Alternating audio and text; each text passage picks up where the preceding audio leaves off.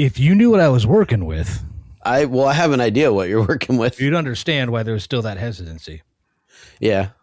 No, I have a pretty good idea what you're working with. Just, We'll talk about it at the top. Yeah. This man. Sorry, real quick, Jay, come down just a little bit more. Now that I'm hearing both of you and talk, you are still a little hotter than him. Cool. Not hotter, but louder. Nah.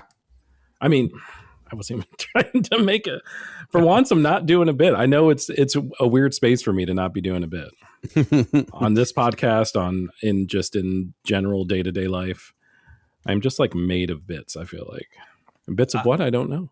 I honestly don't know what you're talking about because we never do things like, hackneyed bits or forced humor right here on the Philly KickAss podcast.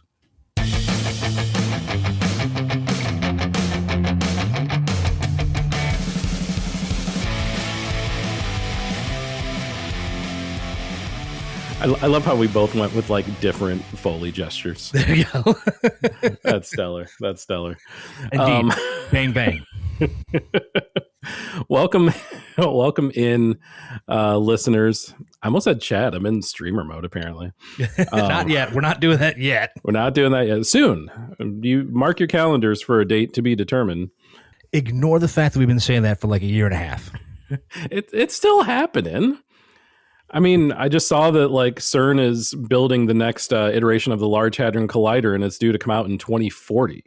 So whatever we do is going to be the new LHC. So I feel pretty good about that. So what you're saying is that this true sign is we're finally going to get our stuff together and become one of these streamers that we've been talking about forever, and then they're going to open up a black hole and swallow the planet. In 14 years, we have time. I'm just saying, like that's how that'll go. Can I vote for that? That would be a hell of a campaign. The Singularity 2040. I am here. What podcast is this? I know it's my fault, but still.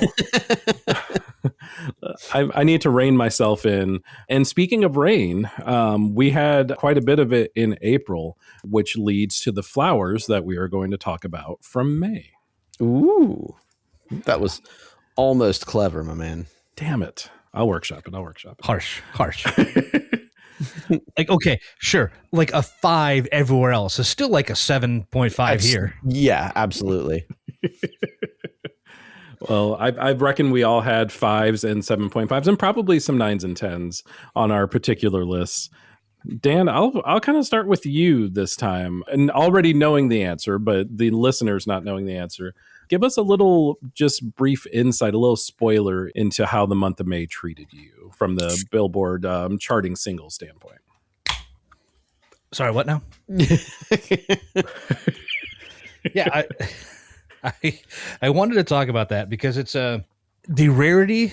Like, God, I don't know how else to. Okay, overall, the month was, and that's about as good as you're going to get.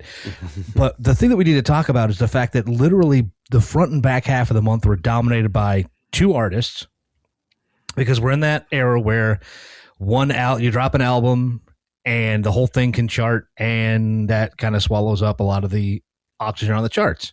So at the front of the half, the great Noah Kahan's The Great Divide, which dropped back in April, had charted. And then, as we know, at the end of the month, Drake put out an Oscar nominee's length worth of music over 3 studio. Like, that's a joke, but he's literally somewhere in the vicinity of 2.5 hours of brand new music. And that brought up the whole something that's probably deeper than these shows normally need to be.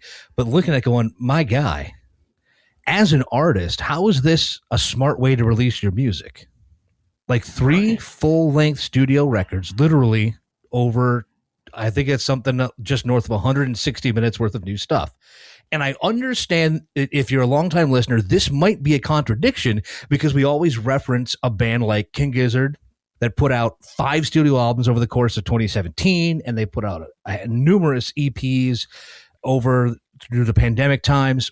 And we put, hey, that's that's the praising them for them being a prolific artist. And I think the difference is really simple, is they would spread those whole things out. So if Drake, who had all the buzz saying he was going to drop Iceman, and that's where all the buzz was, and that's where the majority of the charters were. That's what people listened to, was this record that he actually put up and promoted. And there's only like, drizzlings of the other 2 records in there. The question is, would it not an artist of Drake's level, you put Iceman out in May, and it's what's going to get talked about heading into the summer, and you put out either one of those other 2 records in the end of August, and now you are the talk going into the fall, and then you drop the 3rd one in November, you've literally owned like 2/3 of the entire music year, because that's what's going to sit on the charts now. And I'm not saying this because he needs like it's a shame for dropping all the stuff that'll like fall off, because it's all your album fillers that'll fall off the chart in the next 2 weeks. But like, now what else do you do? Do you really have that much music sitting back? Do you not? Like you just destroyed, it feels like you've just destroyed your own album cycle, and for what? Yeah, and perhaps someone like Drake, maybe he might have dozens, he might have like hundreds of tracks in the hopper for all we know, but a lot of those tracks are probably in the hopper for a reason, because if they were hot tracks, like they would have made an album, or especially in this case, they would have made one of 3 albums. So you have to wonder, like, A, to your point, is there much left in the cupboard? And B, if there is, like, is it really anything worthwhile? Like, are we looking at, a Drake who's just going to relate or relegate himself to features for the next 5 years while he, builds up another album? I mean, if that's the case, it worked for him for several years. It wouldn't be a terrible way to go, but I don't know. I don't know. It's not gonna.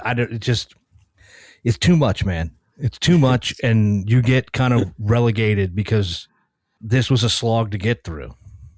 It was a slog. Again, no one else is listening to these things the way I am. I get it. It's fine. I understand that. But that's why I said, like, it was fine. But man, did it feel like so much more. It was 41 songs, which I might be the biggest list I've had to do in a month of charting singles. And it felt like 87. It just was so much to get through. And it doesn't help that, don't get me wrong, there's some highlights. There's definitely some stuff that stands out, but there's also a lot of stuff that kind of falls into that. Yep, this is what Drake is and Certified Lover Boy. You said 41 tracks that charted? Yeah, 41 new charting tracks. So to compare to the full list, all 3 albums combined are 43 tracks. So I'd love to figure out which 2 tracks didn't chart. Like, are those the bottom of the barrel? But either way, also 41 tracks from one artist in 1 month is obscene. Of the 41, 22 of them were Drake. Oh, I got you. I'm sorry. Sorry, yeah, so I literally apologize. half. I don't want to say half. It's still, yeah. But literally like legit last week on their debut, like 40 song, the Hot 100, 40 some of it was Drake. But you figure 22 of that was Drake, 9 of that was Noah Kahan. Mm-hmm. All right, so what are the other 10? Yeah, exactly. Yeah, very true. Wow. Yeah, that's nuts. Well, and to your point, like, you brought up King Gizzard, and as a fan of King Gizzard, I can tell you that 5 albums in a single calendar year is a lot to absorb. Yeah. As someone who enjoys their music, 3 albums in a single day it's not digestible. You're not listening to all of that. And that's what makes me, at the end of the day, question, like, okay, what was this for? Because most music consumers are not us. Right. So how big is that niche of Drake superfan that will sit there through 2.5 hours worth of stuff on release day and maybe even then feel like going back to it after the fact? That's the clincher to me, is like, I feel like there are a lot of people that would just put all 3 albums in a playlist, hit play, and then go about their day. But like, what songs are really grabbing them? What songs are like, man, this is a banger. This is a solid ballad of sorts. This is some of Drake's finest shit. Like, let me put this on repeat. Like, how many tracks had that treatment? I would guess a few to none out of this bunch. And that's the thing. Like, if Drake wants to keep doing this and is going to accept that, but this is how I'm going to keep making money, as essentially being, your background Spotify playlist. Okay, I guess. Yeah.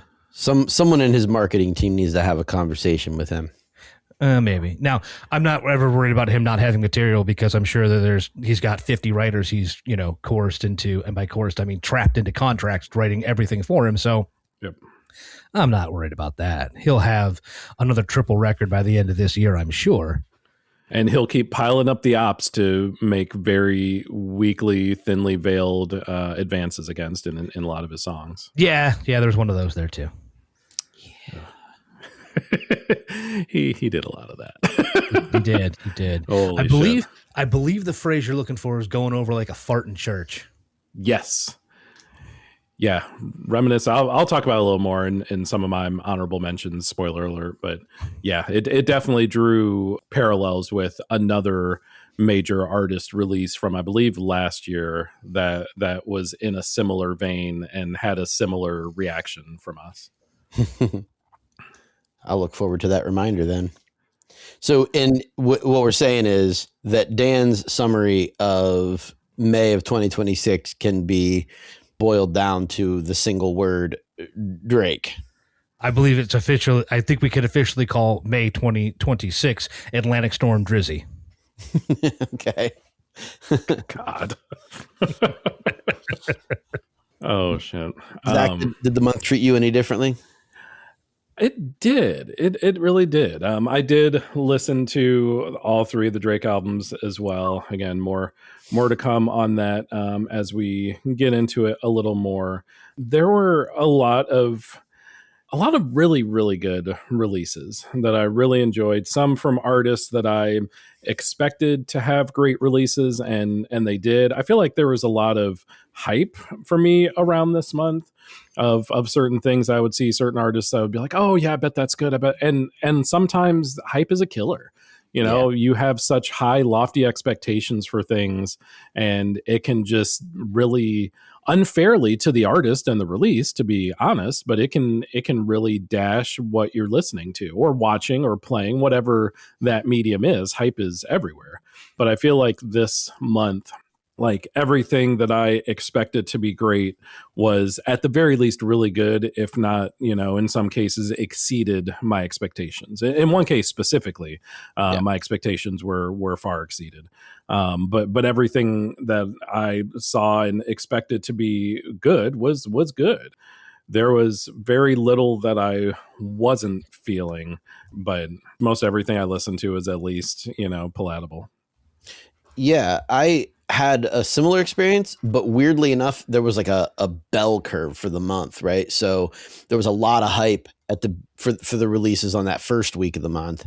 And I, really largely, although there was a little disappointment there from that first week, which we'll talk about here in a little bit too, but largely good releases in that first week of the month. And then a lot of nothing for like 3 weeks. Really? Well, there was stuff, but nothing nothing was bad enough to make me want to write a 3-page rant to have fun on the episode. Nothing was bad enough to be in that category, but nothing was good enough. And yes, I'm including the Drake album in that because I listened to a grand total of 0 tracks from it. Attaboy. That's the correct answer, by the way. So like I went down that, and there was some good stuff in there. Nothing that I really felt propelled to discuss for any reason, with maybe a couple of like one-liner exceptions. And then that last week of the month was killer for me. That the last week of drops had everything I wanted for the rest of the month. And I kind of wish the artists had, colluded just a little bit to make my month a little more even. There's something there you hit on, and that's like sort of how I feel about going into this whole list, is that it just really wasn't a fun month in tone and tenor. Maybe that's just me. Yeah, it's as I'm looking through, because I didn't note like the release date of the releases I had. I actually will usually try to, not pay as much attention, just so if I'm feeling something from a certain week that I'm not like giving that more or less credence. Obviously it's hard when you're listening to stuff on Friday to know like when it came out, but I might take like a week or two in between and then just kind of like jumble everything I missed together to try to avoid that. But yeah, I have a lot of a lot of similarities with you in the way that you kind of approach that from a week by week standpoint. That's really interesting. Yeah. Well, I mean, to be fair, like that's the way I have to ingest it because my work week doesn't really allow for me to do a lot during the day.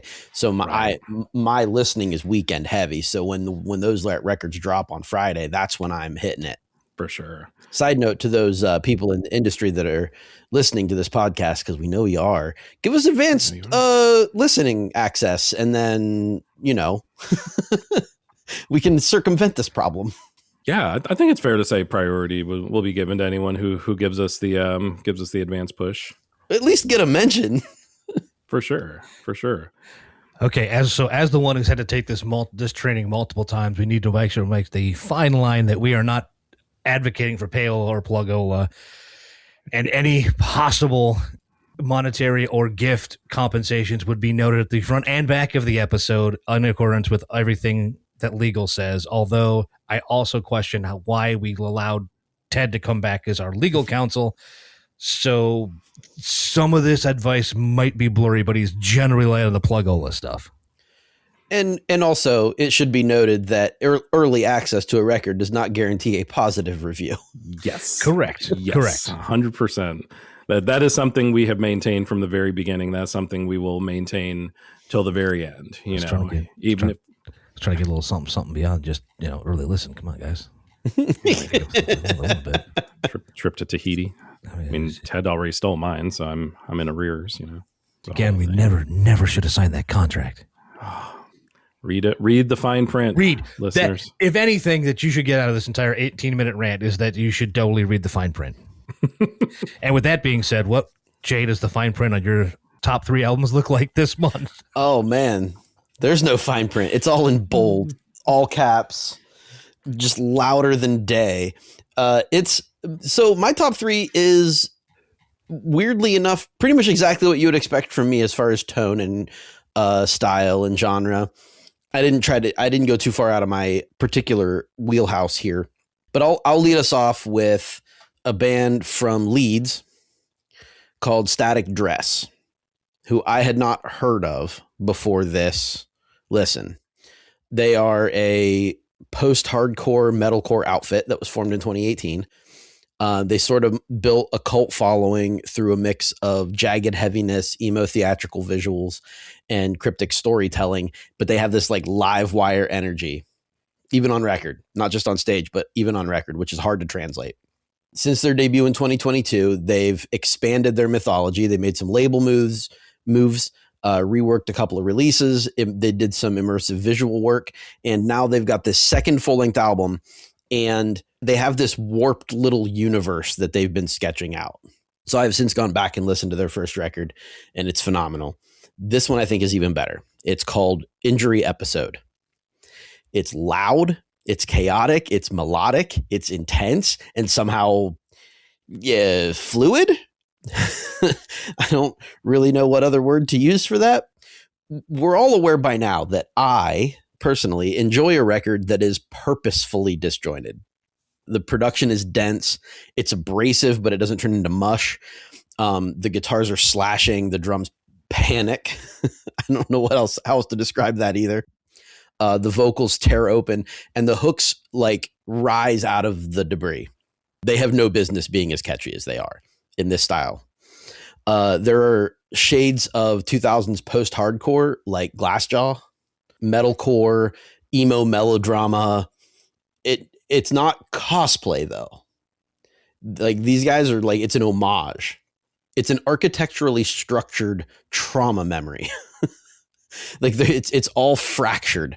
It's like there's flickering lights and blood on the carpet, and every hallway connects somehow, and the rooms are all fractured. But it's a rare and beautiful trick that they can take all of that energy of a manic live show and get it on record. They pull this off. It's wild. Injury Episode is broken in all the right places, and none of it's accidental, and I love it. You mentioned being fractured, and just, having listened to not the full album, but just listened to a few bits and pieces of it. Like, it reminds me, both the album and your description of it. There is a video game development company out of Finland called Remedy Entertainment. They've put out games like Max Payne series, like the Alan Wake series, Control for those gamers in the audience, Quantum Break. And all of their games have a very similar vibe. It is very, the background will kind of segment itself and kind of look like it's like it's fractured. Like you said, it's like the time-space continuum tear, like that kind of vibe. Yeah, I could absolutely see this being like the soundtrack to a lot of Remedy video games in that way. And also being an homage to, you mentioned like some of the early 2000s vibes, like a track that jumped out at me was Nostalgia Kills, which is like purely out of like 2002.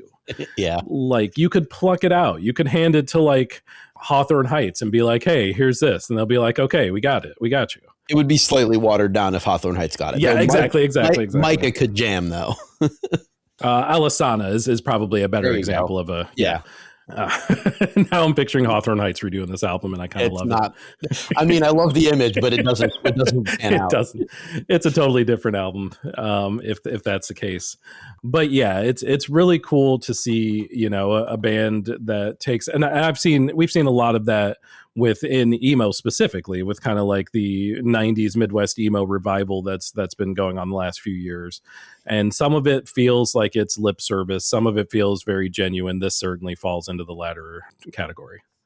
Yeah, I agree. And it's, from song to song, you get a slightly different personality from the band. So, which is why I brought up Glassjaw, because in my experience, they're one of the only bands that can pull off the switch from weird ballad to weird emo to weird post-hardcore metalcore, like boom, boom, boom, but also with a little bit of Alien Ant Farm in there. I could see it. I could absolutely see it. Yeah, you mentioned the kind of theme of it, kind of the universe of it. Is that something that is, and this is just me not knowing the discography, is that like a SDU, so to speak, with like characters and storylines and stuff, or is that more just like a vibe, do you think? I think it's just a vibe.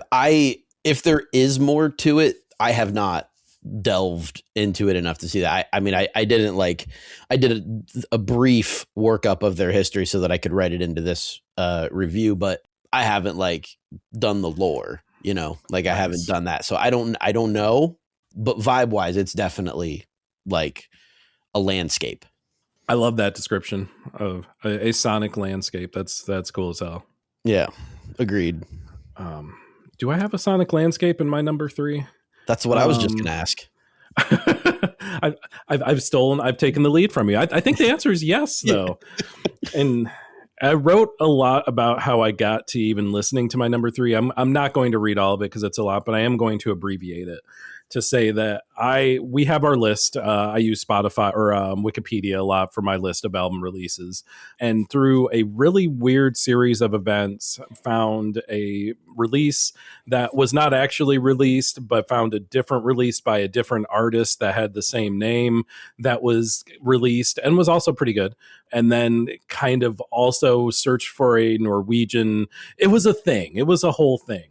But those series of events eventually brought me to A Forest of Stars and my number 3 album called Stack Overflow in Corpse Pile Interface. It's a lot of title for a lot of album. A couple months ago, I think it was we're doing May. So the March reviews had a British black metal band unexpectedly as my number 3. And that was Winterfelleth, which also rocked. This is different in the way that Winterfellis' album was kind of well put together, kind of very nicely organized. This isn't at all. Stack Overflow and Corpse Pile Interface, if the title of the album didn't give it away, is abject chaos in the best possible way. You only get 6 tracks, first and foremost, which you would think would disqualify it, and usually does, but every track is fairly epic, both in sound and in length, with runtimes ranging from just over 9 minutes for the album opener, Ascension of the Clowns, to 1701 for the penultimate track called Sway, Draped in Vague. The chord progression shifts from melodic to foreboding to triumphant to deeply, deeply despaired multiple times throughout the album and multiple times throughout each track, too. Like, if you're just kind of settled into one of these songs, just wait. It's going to switch.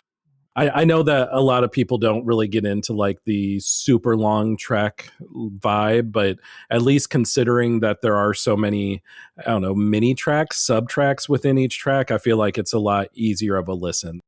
The lyrics are words being uttered by a human, usually with anger, never sang, never really screamed either, just kind of said really, really forcefully. And a lot of them, or at least a good portion of them, are the word fuck, and that's fine. It worked. It worked really well for this release.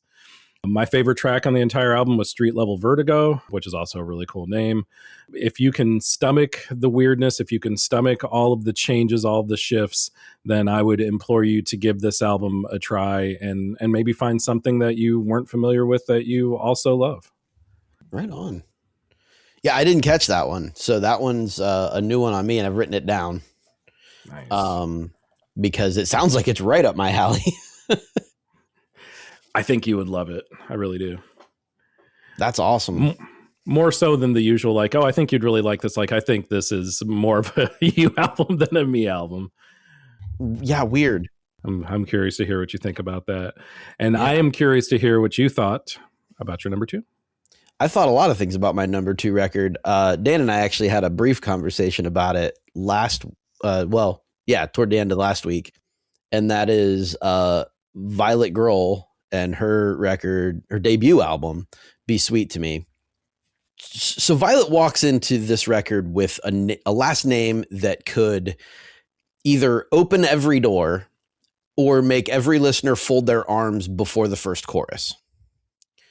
And this record makes all that baggage feel irrelevant by the end of the first verse. Yes, she is Dave Grohl's daughter. And yes, that's impossible to ignore when we're talking about her debut. But what's more surprising for this is how little this sounds like Foo Fighters' Family Business spinoff. The sonic DNA here points somewhere grittier, stranger, sort of delicious, more deliciously jagged. Hole, Veruca Salt, The Breeders, PJ Harvey, L7, all the glorious like scuzz pop damage of the 90s alternative underground is present in Violet's voice. The Courtney Love comparison is sort of especially hard to shake, not because she's doing an imitation, because she's not, but because she has that same combination of cracked glamour, sneer, vulnerability, and the like I might throw a drink at you charisma in her voice. There's also that interesting story element that the daughter of Nirvana's drummer sounds not just a little bit like Kurt, the mother of Kurt's child. So there's that. But honestly, all that aside, Be Sweet to Me is badass. The production is fuzzy and warm. It doesn't sand off any splinters. It lets the guitars snarl and buzz, and the hooks are still punchy. There's enough melody to keep the whole thing from collapsing into some retro LARPing. It's scuzzy, but not sloppy. It's polished, but it's not like defanged. Violet's voice is raw and it is unbothered. It has confidence and it works really well against how crunchy the music is. There's like, I wrote this is bullet pointed here, so I'm trying to string it all together. Has like this bruised pop instinct. But the songs really seem like they understand exactly what corners of 90s alt rock are worth stealing from.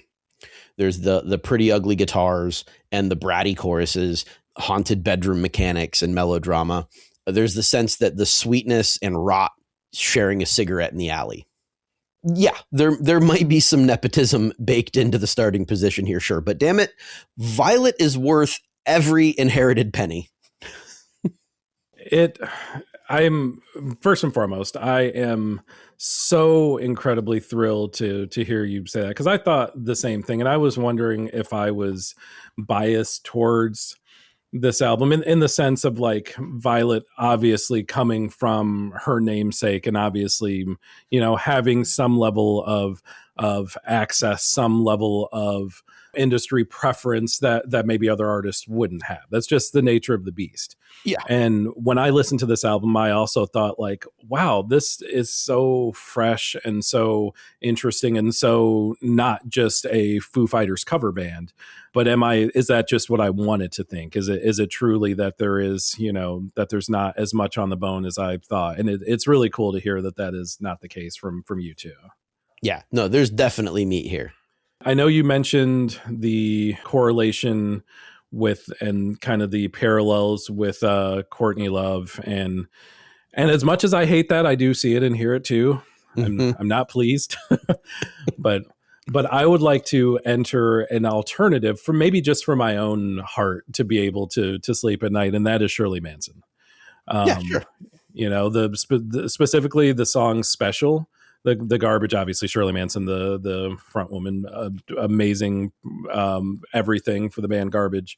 The song Special is the song that, continued to play through my head as I would hear all of these tracks and think that this is an album that belongs in like 1996. Yeah. In some ways it is helpful. In some ways it maybe is a little bit of an older vibe, but I think it's at least a vibe that you don't really get that much. There aren't that many bands that are coming out and doing, or artists that are coming out and doing this. And I think that really helps this feel fresh to folks who maybe weren't around, maybe younger folks who weren't familiar with the L7s and Veruca Salts, to your point of yesteryear, and are hearing this and kind of thinking, wow, I don't know that I've heard anything like this in the recent past. Yeah, I think so too. I really think like there's definitely been a surge of, retro. There's always something that gives retro vibes and helps bring like the old days back around. But if you think about, like you brought up 96, like that's 30 years ago. I know. And this record felt like it was my freshman year of high school or sophomore year of high school. Maybe. I don't, what year is it? This is right. It is prime mid 90s style. The dispassionate vocals alone make it that, but then like, the sonic background for it is perfect. And like you said, there are artists who do the whole hearkening back to the yesteryear nostalgia thing to varying degrees of success, but none of it, like, I feel like it feels like an homage or a tribute, not the genuine article existing now. For sure. And that can be a very fine line. We've spoken about that for various tracks. Some of those tracks from the artists themselves who are just, you can tell they're just trying to get the band back together and bring that old spark back. And a lot of times it just falls flat. But this was not that at all. No, there's more of that we'll talk about here when we get to our honorable mentions. I reckon there is. Yeah. But before we do that, I also wanted to talk about an artist who had a level of access and a level of industry preference from her upbringing, from her parents, from her lineage. That is someone that we have talked about, both of us, Jay, have talked about on this podcast at varying different points, and that is one Maya Hawke. She had her latest album, Maitreya Corso, that released this month. And this was kind of the hype for me after really having kind of gotten on board with the second, I guess, third to last album, Moss, from back in 2022, Chaos Angel from a couple years ago.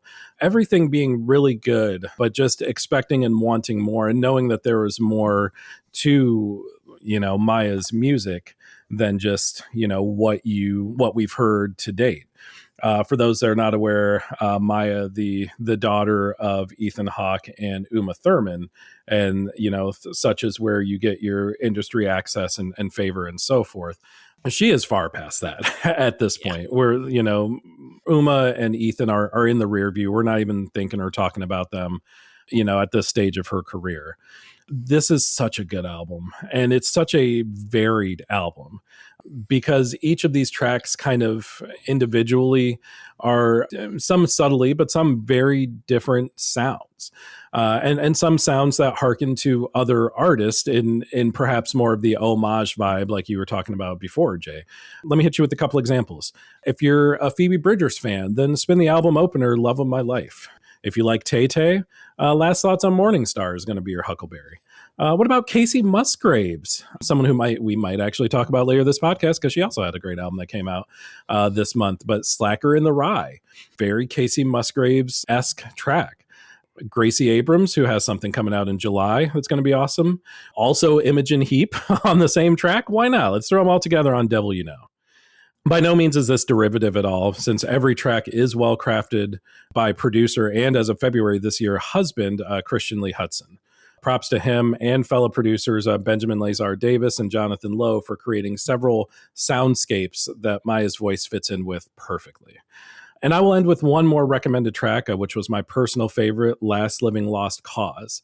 I'm looking forward to, after having all of these mentions of Taylor Swift and Phoebe Bridgers and so forth, I'm looking forward to a few years ahead, hearing an artist and thinking, wow, this sounds like Last Living Lost Cause. This sounds like Maya Hawke's signature sound, because I feel like Maya is really starting to develop that signature, or signatures in plural, and that we're just going to see more and more, the hype is increasing, Maya, and that might not be fair for whatever comes in the next few years, but it's all your fault, because you've kind of brought this to life. It is just such a wonderful album. I loved every bit of it. I agree wholeheartedly. This is one of those, like, I have 4 albums that were like, I was toying with adding to my top 3, and this is one of them. It's her best yet. No question about that. It's quirky. It doesn't feel pretentious, which is hard to do with doing what she does. And then, but there's sweet moments and there's cathartic moments. And I did feel, and ultimately I'm nitpicking here, right? I was trying to choose which ones to include. And for me, some of the melodies started to feel like they step on each other a little bit. Like you'd hear a similar vocal melody on a song that I could swear I heard that melody like 3 songs ago. So for me, that was the only like borderline negative comment that I could make about it. It was never boring. For me, it was very Joni Mitchell. Yeah. 100%. I could see it from a songwriting standpoint and from a delivery standpoint too. Yeah. That's where I was at. Well, where were you at when we started talking about our honorable mentions? Oh man. Well, it's Maya Hawke was one of them. The other ones that almost made that top 3, there was a record from Elder called Through Zero, which is a stoner psych prog masterpiece. I actually wrote like 3 paragraphs on it, but I'm not going to read that because I almost put it in my top 3. Suffice it to say, it is phenomenal. It's on the louder side of psych. And then there's also this, weirdly enough, the next 2 kind of are similar in history. I mean, they're biographically similar. First one I'm going to talk about is the Claypool Lennon Delirium and their album, The Great Parrot Ox and the Golden Egg of Empathy. The record, I mean, it's Les Claypool and Sean Lennon, right? Like you get this weird, wonderful blend of some of the greatest pop rock you could imagine and weird old man making up nursery rhymes as they go. And it's cool. That's just what they do. It is weird. It is wild, and it's a lot of fun, and I highly recommend it. And the other one I want to talk about, which biographically is similar to it, is this up-and-comer that some of you might have heard of. His name's Paul McCartney. I think I'm saying that right. McCartney? Yeah. Did you say? Okay. Yeah. I'm writing that down. And his album, The Boys of Dungeon Lane. Okay. All jokes aside, I've never liked his solo work. I've never been a fan. It's not that it's bad. It's that it doesn't really strike me. Boys of Dungeon Lane is phenomenal. It's really, really good. I enjoyed it from front to back with no skips. And that says a lot for me personally. Beautiful record. Other highlights for the month were Kurt Vile in Philadelphia has been good to me. That dude has the voice. I love him so much. And this album is no different. Black Keys' new album, Peaches, with an exclamation point. Very cool record. Weirdly enough, Dogstar makes a mention here, or gets a mention here. Good band. Keanu Reeves right now, dude can do no wrong. It's a good record. Dogstar is quite good. Mm-hmm. There's a band called Blarf that released a record called Film Scores for Films That Don't Exist. And it's a lot of fun to listen to. They just titled the tracks things that they thought would make good movie titles, and that's the score for that movie, and it's a blast. So, if you enjoy film scores, that one's fun. And then my last super positive honorable mention is Shinedown in the album 8. I don't particularly like a lot of their stuff. And admittedly, the first couple of songs on here are really good, and then it sort of takes a dive. After that, it loses steam pretty quickly. But by all means, put the record on from the beginning, and then when you lose interest, that's when you should turn it off. Here are the records that aren't as good as Shinedown. Glaive and Curtains. I was excited for this, and God Save the Three, that was not a good record. It was bland on bland. Tori Amos, In Times of Dragons, meh. It was super bland and not much meat. Toadies and The Charmer. There's that mid-90s sound that trying to still live in, and these guys they've had records in the 2000s that have been very good. This isn't it. Seven Dust and one of my favorite bands. Yeah. And this album was hard to listen to. Wow. There was not a lot that I could write home about on this one. I will say at the end of the day, a bad Seven Dust record is still very listenable, but I forgot everything the minute I was done with it. And lastly, the other one that's kind of surprised me and how much I didn't care for it was Linda Perry's record, Let It Die Here. She's a wonderful songwriter, and I was expecting some better songs. Do you think, just kind of harkening back to our previous conversation, do you think hype for any of the artists that you were expecting more of, do you think that painted your thought on any of those albums, or do you think it was fairly objective the way you felt? Well, I have a teenage son, so the Glaive and Curtains one had a little hype leading up to it, but I think honestly, for all of these, I think it's my own hype, like that I built up the hype. It's not like media hype that has given me a false sense of what I'm in for.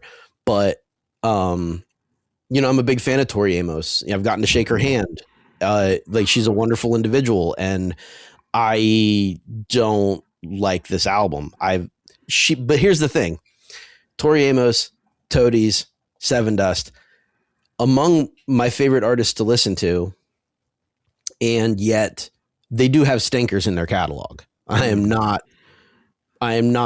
so, they're not overblown for me to the point where they can do no wrong.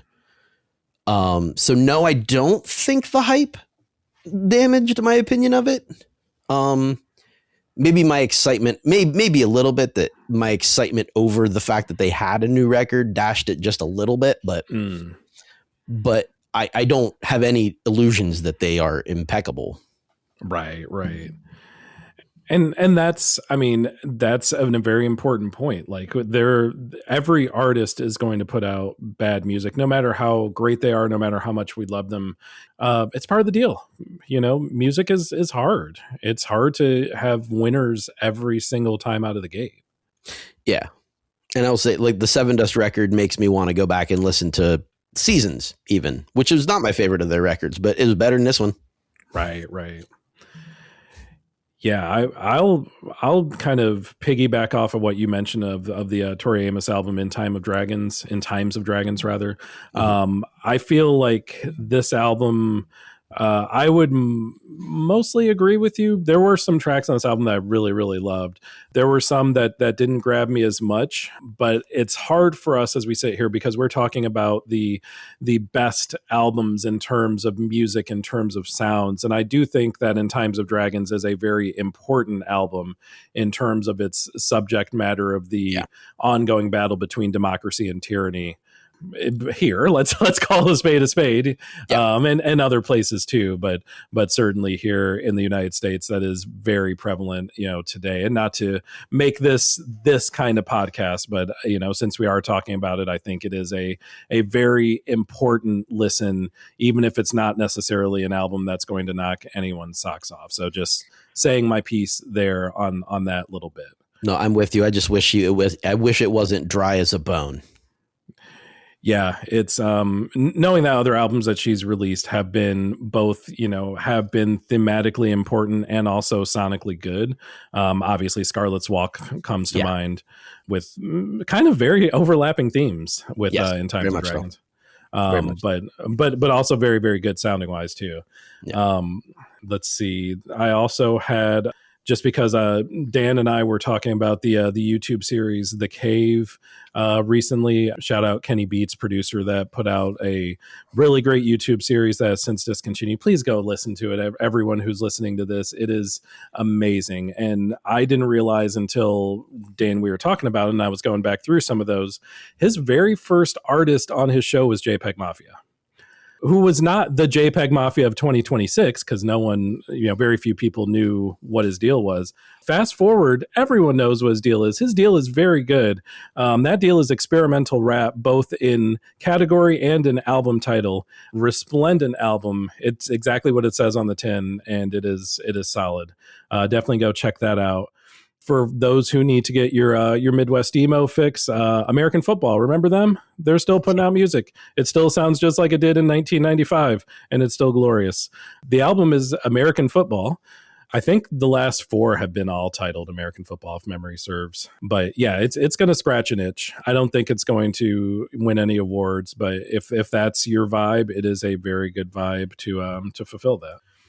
Let's see. Another really fun one. If I can find it on my list, there it is. Dancing on the Wall by Muna. It is their first release since 2022.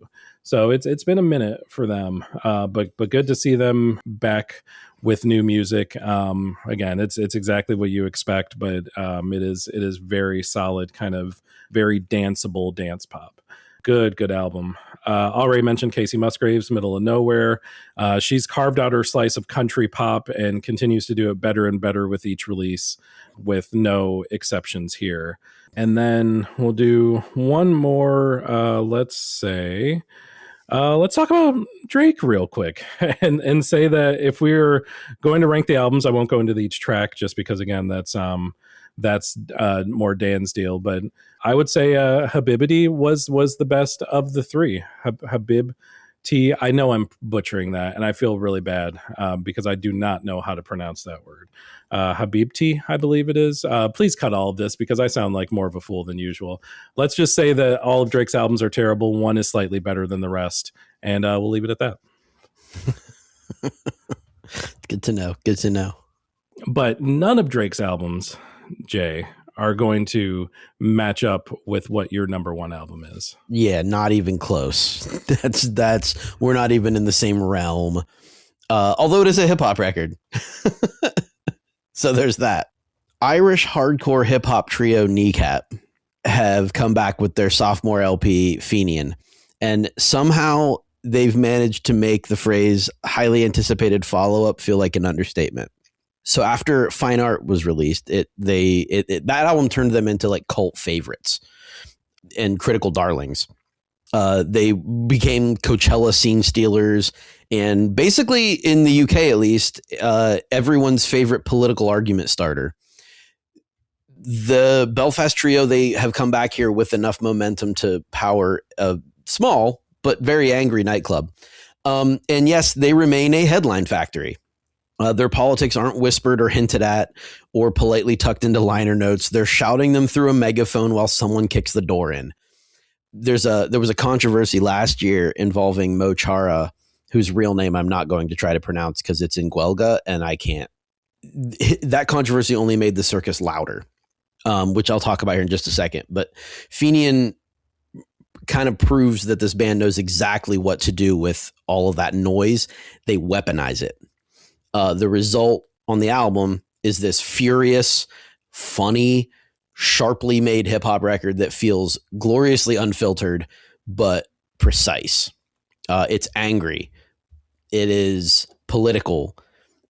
It is chaotic, but it's not sloppy. It's not preachy, and it doesn't fall apart. Producer Dan Carey helped turn their usual cocktail of rave beats, punk energy, and Irish language bars into something genuinely electric. There's trap textures, grimy samples, dance floor thump, noirish moodiness, and all of that crashes together, and the whole thing is focused and weirdly very easy to love. Best of all, Fenian doesn't require you to understand every word to know exactly what it means.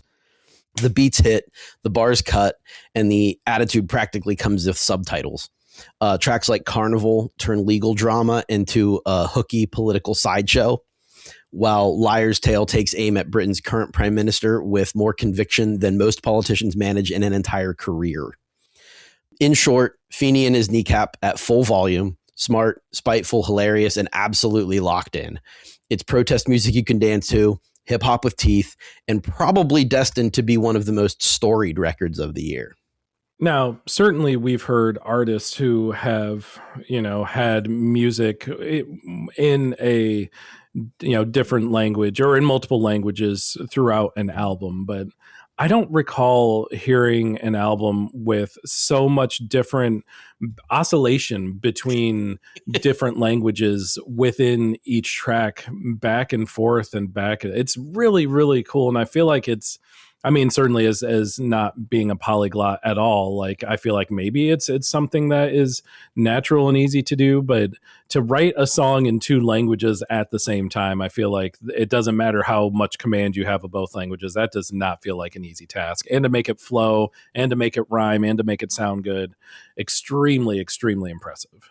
Yeah, these guys are phenomenal. And that controversy that I mentioned had to do with a Hamas flag that wound up on stage at one of their shows, and then Mo got arrested for it, for inciting it's an insightful terrorist act, or however they worded it, or like pro-terrorism, whatever, I don't know, but he got arrested for it. The case was eventually dismissed, but their argument was simply like, you're trying to shut us down for our pro-Palestinian comments, and that flag was not, they didn't bring that somebody threw that up on the stage. Right. That's their argument. I've seen nothing to gainsay that, but they've since used that event as fuel for their authorship, and it's so good. Yeah, and sorry, I'm trying to mentally stop myself before launching into things that are not at all related to music. Yeah. But I will say that just for this group to have the courage to speak their mind, for them to come back after what happened and to use that as fuel to whatever degree is very cool to see. Yeah, they are the new Rage Against the Machine for my money. Yeah. I love it. And those are big shoes to fill, obviously. Yeah. And if I had to guess, it's to them, it's less about filling those shoes and more about just, speaking out against things that they feel are passionate to speak about. Yeah. Awesome pick, man. Is my pick going to be as awesome? I hope it is. I hope it's going to hold up. I have a guess as to what it is, actually. Ooh. Can I ask you what your guess is before I mention, just because I'm very curious? Oh, my guess is going to be that you are going to talk about Tank and the Bangas. Okay. Let's see if he's right, listeners. So this is my number one, but truly, I've kind of hornswoggled y'all a little bit. I kind of flim-flammed you because in actuality, like, this is one of those weird shared number one months. Maya Hawke's record, Maitreya Corso was kind of a 1A to this artist, number one.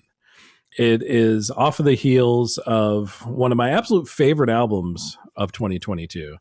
And dare I say that this one is a little bit better, which is astounding. The album is called The Last Balloon, and it makes up the final part of a trilogy with 2019's Green Balloon and the aforementioned album from 2022, Red Balloon. Jay, of course, knows me better than I know me. This is indeed Tank and the Bangas. And it is an absolute masterclass in fun, danceable funk music. It hits. I don't know. I don't care if the kids are saying that it hits still. I don't know if they ever really said that, but this album does that. It absolutely hits. Picture me, a person who doesn't dance at all, putting this on in my headphones and doing the most mundane thing in the world, doing laundry, walking back and forth from the bedroom to the laundry room, and just kind of catching myself and realizing, like, holy shit, I'm grooving.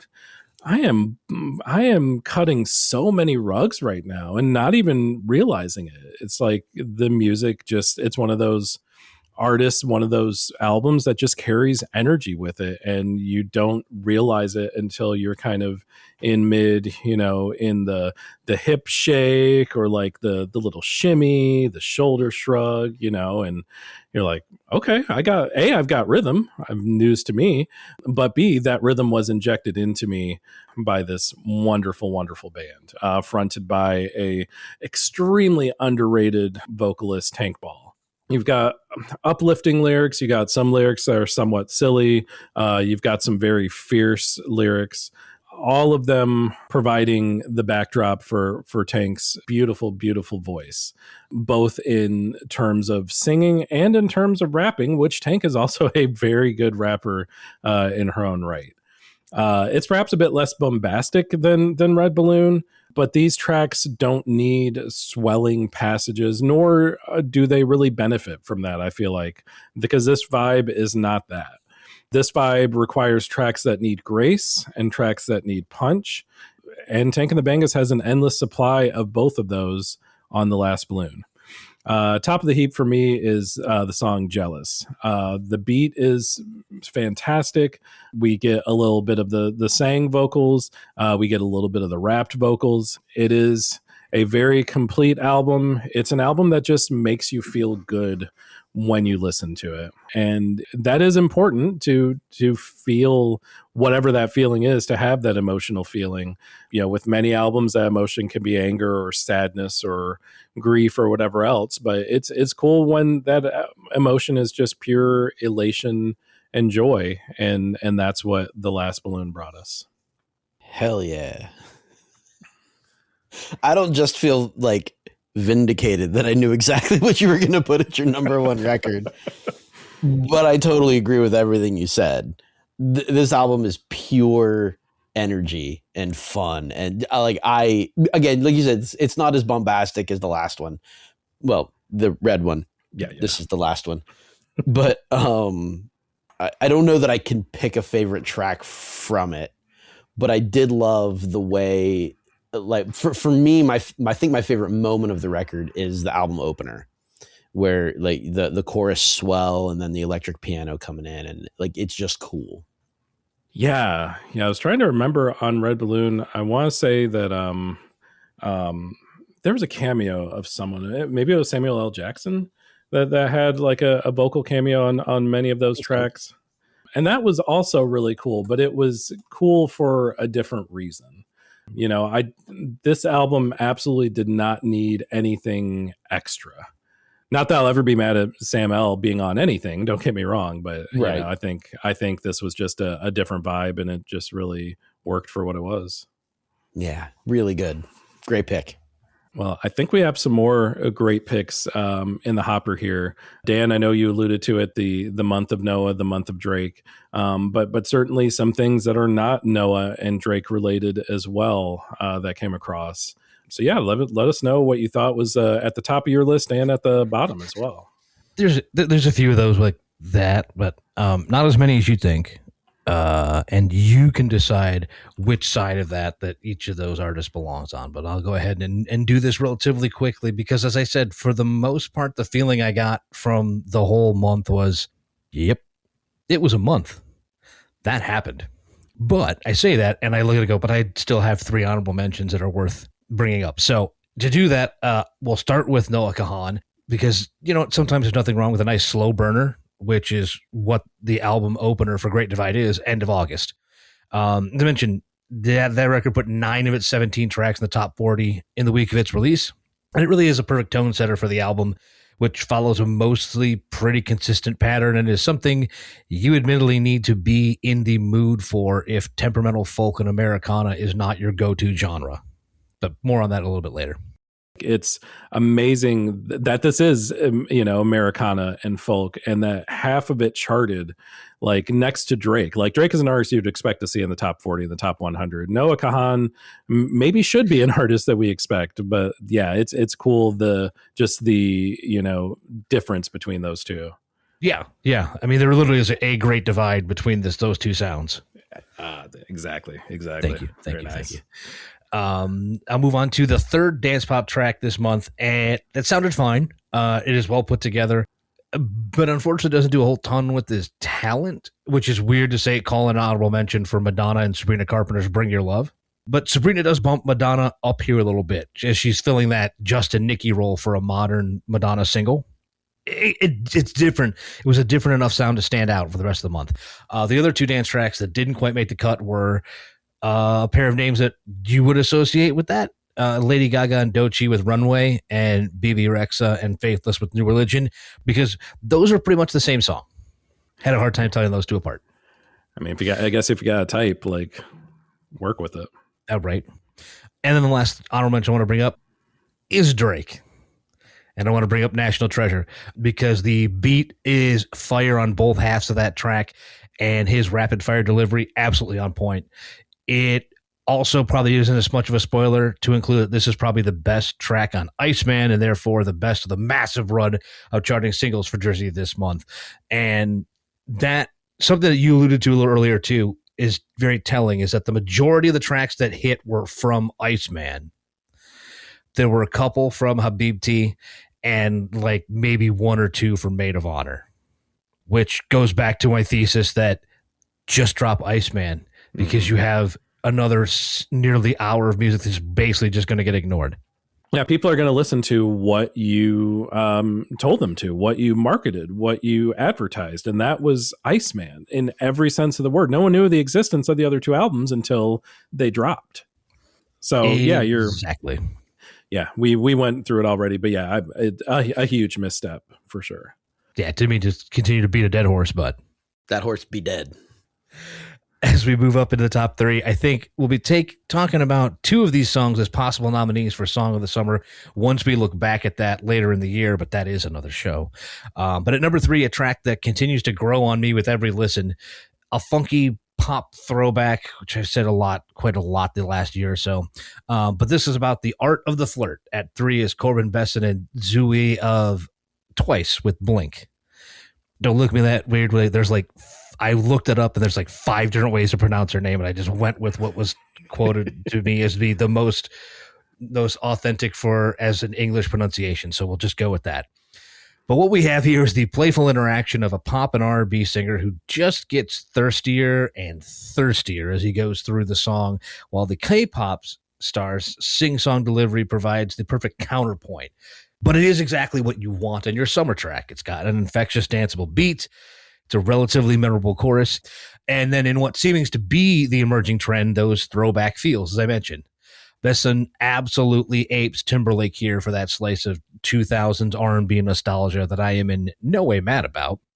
Would love it if Justin himself would give that a try for his next record, but I digress. But your mileage on nostalgia alone will obviously vary. But it's very good at what it does. And just to belabor a point that we've been talking about the whole time, it was a thankful change of pace for a month that, again, was just okay at best. What else you got towards the top of your list? Well, at number 2, we welcome the return of another chart favorite here on Fairly KickAss, as we were all rather impressed with her first 2 records, most of us, and the immense success that came with becoming a worldwide sensation because of it. And Olivia Rodrigo has set the table for a departure from that pop rock, pop punk, Riot Girl almost sound of a Sour, with the first single off the forthcoming, and damn, when I say forthcoming, I literally mean like 5 days from now, You Seem Pretty Sad for a Girl So in Love. The song is Drop Dead. And the first thing that you will notice is the emphasis on synths and strings here in a more indie pop turn. The auto-tune harmony is actually a little jarring, considering what we maybe used to her from her past singles, and the overall sound definitely remains hers despite that. In fact, it took me several listens. Maybe I was just slow to get out of the gate on this one, but several listens to really put a finger on where the style of this one was going. And I know that there are those that are going to sigh in disgust here. It's fine. It is on the Swiftian path. So if you're not the biggest fan of Taylor's post-folklore pop tracks, you will hate that comparison, but it works here, and it works for Olivia. Despite being a straight-up synth pop effort, the track does retain those rock roots that made her stand out in the pop landscape. We even get like a power pop solo in there, but there's also plenty of that 80s flair in there as well, with those rising synth lines and some ethereal tones to cap it all off. The shift that is most noticeable will be that lyrical tone. Rodrigo isn't pissed off here or really emotionally wounded. She's conveying more of a feeling of anticipation or hope, and dare I say, some happiness. Now, yes, one could argue that removing the anger from her songs may also be removing what made her stand out, just like taking away the more intense or heavier rock sounds might do. But it is still an interesting evolution for an artist that's essentially growing up in our ears. An evolution that doesn't necessarily transfer into suck, because that is usually what happens when an artist themselves says, well, I'm evolving my sound. As we've noted often, when an artist says that they're evolving their sound, it means that they have given up. But not the case here, because being content doesn't automatically mean that you've been robbed of your ability to make good music, because the basics of an Olivia Rodrigo song are still here. Her narrative style is still strong. She's still taking outside angles on the standard songwriting emotions and tropes, and there's still plenty of memorable phrasings coming at you in rapid fire succession. And there's always room for a good Cure reference too, sure. But the departure from the formula is good enough to make you take notice and be ready to give a different sound a solid chance. Rodrigo herself called it the first chapter of a story, and now I'm looking forward to reading the rest of that book. Fun fact for another track on You Seem Pretty Sad for a Girl So In Love. The track What's Wrong With Me. This is maybe a little bit of a spoiler, although by the time y'all hear this, the album will be out already. Track actually features Robert Smith on vocals, so we do have a little bit of a full circle coming. Yeah, I know she made another reference to The Cure at some point. I want to say on Sour, but... Yeah, it's it's perhaps not the reference you would expect, but I'm 100% here for it. Yeah. So, sorry, Jake. Go ahead. No, you're fine. I know Dan had a very thinly veiled dig on the fact that I didn't love her last record, which, I mean, fair enough. I know I'm in the minority in the world on that. I couldn't honestly remember who it was. I just knew somebody didn't like it. It was me. Okay. But it seems like, as much as I do love the songs individually, not all of them, but I did love a number of the songs individually. I didn't think it worked as well as a record, as much as her first record, but it seemed like that sort of indicated the trajectory of where she's going. I have not listened to the new single yet. I was waiting for the full album drop to absorb it all as one. But I am looking forward to it. I am going to listen to it, and you'll get an honest report from me when I do. That's all we can ask for. I'm also, like I said, what I'm wondering is that if this is going to be the full tone of the record, or is this the anomaly? We'll see. Like, here's a synth pop song just to prove I can do it. Now I'm just going to do what the other things I'm really good at, which wouldn't be a bad thing, but. I mean, just judging on album or song titles, there is a song called The Cure, so there may be some more. There's a track titled You Plus Me Equals Heart Emoji. But to that level, there's also a track called Maggots for Brains. So I think we're still going to get some of the old school Olivia that we have come to know and love over the years. I did wonder how much sarcasm was also going to be involved, which perfect. That sounds like we're going to get a nice balance there. Hell yeah. Yeah. And it's going to be a tough weekend for listening for me based on the amount of just pop, indie, whatever that's being, because on the same day is Tori Kelly release as well as a BB Rexa released. Ooh, those are both probably going to be fabulous. And a Jessie Reyez released if you care, but that's a different vibe. And a Rick Ross release. Shout out Ricky Rose. Shout out Teflon Don. Oh, I guess I've kind of earmarked myself into listening to that. It's my own fault. I did this to myself. Dan, I know you listened to some things that were not as great as well, and I think we're at that point where we take a drip to the bottom of the charts. A drip. I love it. It's a little drip. We are, because in fact, when you take that bus, you do get there. God, I feel you're just going to feel like I'm piling on, and it's not intentional. So let me put this out there. We'll start with a dishonorable mention. Is Drake Make 'Em Know? It is probably a bad sign when the track on your record where you do the most introspection is one of the most boring, and that says quite a lot about the depths that you are or aren't plummeting to. Yeah, I kind of fell asleep on that one. Yeah. I don't know that's necessary. Again, I don't know that necessarily makes it bad. It's just boring. Yeah, it's considering what the subject matter is, for Drake, how quote unquote hard it's supposed to be. That track's not hard. Hard. No, we don't know, Drake. We have no idea. You haven't really told us. No. I mean, I will at least give him the credit on this one. On the other side, though, is that when they called, what was there is one track called "Too Hard for the Radio." I'm like, yeah, it was pretty hard. Not gonna lie. Mm-hmm. That was on the upper half of stuff. Wasn't bad. I enjoyed that one. It did what it said it did on the tin. You respect that at least, yeah. I think you respect that. To the proper numbers. Number 39. You just kind of sped through these. Drake and Party Next Door with Fort Worth, where Drake opens up and tries to reclaim his Loverboy era and instead just kind of goes stream of consciousness over stripped down guitar chords. And this might actually just be an anomaly of my rating systems, because honestly, the song, not really that bad. It's a little more interesting than that brief description, actually. Like, I can respect this using stream of consciousness as a method. That's basically how I write almost everything. So I can respect what you're trying to achieve. I don't even mind the randomness in the narrative too. Like lines like "running out of sodas, might walk to Circle K myself." Like, that's the last shout out that you absolutely expected on a record was a Circle K shout on there, really.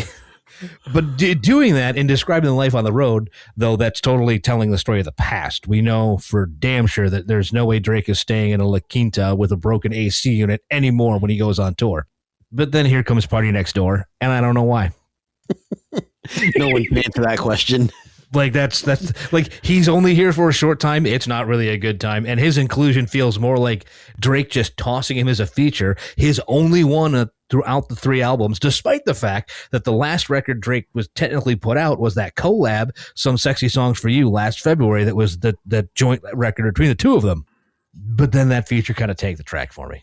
And that's like enough to put it in the bottom 3, which shouldn't say too much. Like I said, I like the idea you got going, but the execution didn't really work. Yeah, agree 100%. I actually wrote in some of my notes for that track. It's fabulous until Drizzy and Party Next Door open their respective traps. If this was an instrumental, this would be fire. Yeah, no, actually, I liked it. The beat was nice. Mm-hmm, mm-hmm. Let me throw out a quick Smurfy reverse some stuff. The more I think about these tracks, and actually flip my bottom 2. And I'll give the penultimate suck to Drake with Future and Molly Santana for Ran to Atlanta. And again, it's not really a terrible track. It's also the least good track, maybe, on Iceman. And I know because I'm running counter to most reviews, but I'm okay with that. In what's becoming a signature and now worn out trope, Drake gets half a song, and then Future and Molly Santana get half, and that's like smacking 2 songs together and calling it the same track, and it gets more disjointed than a lot of those Drake songs recently. This apparently was called the club anthem of Iceman, which compared to the rest of the album, sure, but compared to a ton of Drake's other singles that were and are legit club bangers, totally falls short from that. Also, Future keeps calling Molly Santana the new Hannah Montana, and I don't know how to feel about that, but I'm pretty sure Molly should be offended. But end of the day, not really number 40 worthy bad, but the numbers be what the numbers be. But it's a song that still has plenty of its own holes. It's just shouldn't be enough to sink the ship. Man, it's as the I guess senior future correspondent of the Fairly KickAss podcast. Like, I know it's Drake's deal, but like I do have to talk about Future because this was not it. Future, can I call you Future? This was absolutely not the one. You know, he's had several tracks in his earlier catalog that I have certainly fucked with to varying degrees. It just didn't work for me. Molly Santana's piece was the best of the three, but even that was like left me with a lot to be desired. And then Drake showed up and said words and then left. Yeah. That kind of describes his entire career trajectory. No, here's the thing, and I think I don't know. Maybe I was talking to you guys. Maybe I've completely blacked out when it comes to who I was having this conversation with. But like, we kind of agreed that like Drake before Certified Lover Boy at least pretended to try, and when he tried and put stuff together, he could produce great songs. Since that record, no. Yeah, I mean, there were some legit banger albums. Like Scorpion was good. Views was really good. Take Care was fabulous. And it's rare that there is such a dividing line in an artist's career where you can say this is the exact place where he fell off the cliff. And I feel like that's where they're at. That's where it's at with Certified Lover Boy.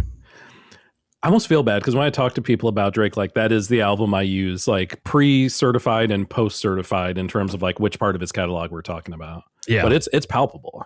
It really is. I think he nailed it with the next album title. The album right after Certified Lover Boy was Honestly Nevermind. Nevermind. Oh yeah, right. Yep. He nailed it. Honestly, never mind. It's like, this was a mistake. I'm so sorry I wasted everyone's time. But to get back to what I was supposed to be doing, there was in fact one track that I would call objectively bad, which is why it sits down here at number 41. And that's because Cordes tried to give us a fun K-pop summer hit, and what we actually got was a pile of sonic slop. The thing that will stick out is that they really want you to know that this is their new shit, and they'll tell you quite a bit. And then to accomplish that, they throw that new shit at the wall and hope it sticks in our brains. And when I say throw it at the wall, I mean throw literally everything at the wall. Like everything. They say, so, okay, here's our bass beat, okay? And we're just going to throw as many digital samples as we can above and underneath and to the side and then all over and inside and outside the vocals, instead of really getting what could have been a ticket to the Song of the Summer raffle. And instead, they gave us a MIDI-fueled fever dream. And while I'm sure that someone will be upset with this ranking because that is exactly their shit, it was not mine. It was not mine. It was just the shit. Sorry, the shits. Good, singular, bad, plural. Very, very important distinction. Really bad, drizzling shits. Yeah. I guess I didn't mind Go. It certainly didn't like jump out at me as a great track. But yeah, it does get to be a lot like one of those tracks where it's just like, just dial back the production just a hair. Just take like 10 or 15% off, and I think we'd have a much better track here. I think it does feel like whoever was producing for them went, I have 64 tracks I can play with. Should I put something on all 64? And they went, yeah, do for it. Just go nuts. Right. Throw another recorder in there too. I don't think we have enough. No. More I got a fever. What I need is more recorder. But I'll also speed run because I'm looking at the clock. And as we mentioned earlier this hour, there were two artists that this doesn't make any sense, and I'm holding up three. There are two artists that took most of the oxygen out of the charting singles room, one intentionally. I think you know who that is. One probably not so much. And I'll say that about 8 of the 9 Noah Kahan tracks, 7 of the 9 Noah Kahan tracks that had their week in the spotlight, they're fine. If that's the kind of thing you like, that, of course, thing being Americana emo. And if that sounds like your bag, baby, then Great Divide is worth checking out. Most of this I probably won't be coming back to because I don't often feel like banjos and crying. But it was that 9th track that first and foremost didn't sound like everything else. What ended up rising to the top. mostly on the power of its lyricism. The top track of May 2026 is Noah Kahan's Downfall. So musically, it does stand out on a mostly acoustic record as being the one track that is more production heavy and more layered. That's not saying that too much, but because it's still a simple instrumentation, but that's not why it's here. The song is brutally vulnerable storytelling is why we're here. Looking at both sides of the rise of an artist, examining how everyone else in their lives reacts as they go off on the road to stardom. They are someone you love, and yet you resent the distance that they've put between y'all as they've been getting everything they want, and all you really want is for them to walk through that door. And that's not happening, but you're still going to leave the porch light on for them. It's that paradox of actually wanting a person to fail, not because you want them to get hurt and lose everything that they've worked for, but because their failure means that you selfishly get them back in your life. There's a lot of a deep emotion in there, and the simple soundtrack of the examination of those emotions carries the power of those words directly into the part of your music brain that finds a way for you to relate to those feelings deep down in those areas you don't talk about at parties, and then starts running a speed bag on those deep-seated emotions. Look, just give the song a listen, and I defy you not to feel something. And that is coming from me. So you know this is an actual emotional gem. It is incredible how real and how flawed of an emotion that this song evokes. You know, like being in the position where it's you're thinking about yourself. It's selfish. It's purely selfish. It's saying, I want you to fail, because if you fail in whatever it is, whether it's love, whether it's, career, what have you, if you fail in this thing, you will come back to me. Like, that is just a devastating feeling. Right. Because again, not something you want to admit out loud, obviously. Like, yeah, I care for you. That's why I want you to go down in flames. Wait, what? Right. Yeah, super destructive. I'm sure many folks feeling that are like, I don't want to feel this way. I don't want to want this. And maybe this is Noah's vibe in writing and presenting this song. But man, he's just becoming like that songwriter of our generation kind of thing. And maybe it's premature to say that. Maybe that's, a bit too pie in the sky for what he's brought to the table quite yet. But I feel like there's a good chance that he, gets mentioned in those same. Is it too early to say that he's going to be mentioned in the same breath as Dylan and Springsteen? It feels maybe a little too early, but I feel like there's a universe in which we get to that point. I think it's definitely too early for that, but yeah. I don't disagree with you, but it's too early for that. There's a clear trajectory, but I think it's safe to say that he fits in that category of a lyricist. For sure. Yeah, trajectory. That's a great way to put it. We can see the path from A to Z, but there are 24 other letters that we still have yet to get through. Right. I'm happy to be along for the ride. I'd like to buy a vowel then. That's it. That's me. That's me. That's it. Done and dusted. Okay. Cut it and put it to print. Whatever we say. Nobody prints anything, man. Man, print. You know what they do? What do they do? You know what they do? They hit up social media and tell us how wrong we got this month, and how much they actually love Go, and would like to take us down. And they do that on all of our social media outlets, be that Blue Sky or Instagram or Threads or the TikTok. They do it by hitting us up at Fairly KickAss. And if they really want to get intense in their swearing at us, they hit us up at email, fairlykickass@gmail.com. Ooh, very nice. Do you think they'll tell us how much that they loved Maid of Honor? Probably not. That's fair. No one loved Maid of Honor. It was. I can't imagine. I don't think that's going to happen. No. Oh, but they want to hear more about albums that aren't Maid of Honor, Dan. Where should they do that at? Literally everywhere that you get your fine podcasting. However you get podcasts into your earballs, we are there. Spotify, Apple, iHeartRadio, excuse me. Basically, if you can think of a spot, we're there. Just hit us up. We're so there. I don't think we got anything else. This plane is just going to stay suspended in midair because we can't land it. Unless y'all have a way to get us out of this. No, I was just kind of hoping to crash the plane, actually. Just kind of grab the controls and point them to the nose of the plane at the ground and just. We could try to pronounce Habibti a few more times. No. Yeah, that'll definitely do it. I'm good. Thank you. I'm good.